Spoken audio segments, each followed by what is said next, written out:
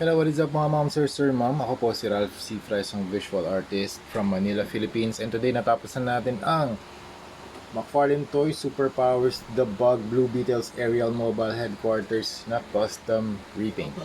And so yung ginawa natin dito, nag-apply tayo ng clear primer. Yan. Ito yung clear primer na ginamit natin, Bosni No. 191 Flat Clear. Ito rin yung top coat na ginamit natin. And for the paints naman, ito yung ginamit natin, Hero Water-Based Acrylic. Thank you very much Hero Paints for sponsoring this video. At sa pag-sponsor ng mga projects natin, marami pa tayong upcoming projects. Thank you very much Hero Paints. Ito si Blue Beetle, hindi pa natin to na-customize. Ko-custom natin to soon. And this is the Bug Blue Beetles Aerial Mobile Headquarters. This is the top. Underbelly niya, meron siyang logo, meron siyang 1, 2, 3, 4, 5, 6 legs. And you can extend this part. Yan, pwedeng bumaba si Blue Beetle from here and then angat nyo lang to para umangat din siya, no? Para ma-retract si Blue Beetle. And then kung gusto niya bumaba, you can pull it down. Yan.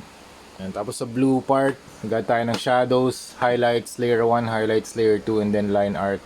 Tapos dito sa kanyang eyes, nagpaint tayo ng cityscape para nagre-reflect yung mga buildings sa kanyang eyes na ini-indicate na parang pag lumilipad siya ng mataas, nagre-reflect yung mga buildings.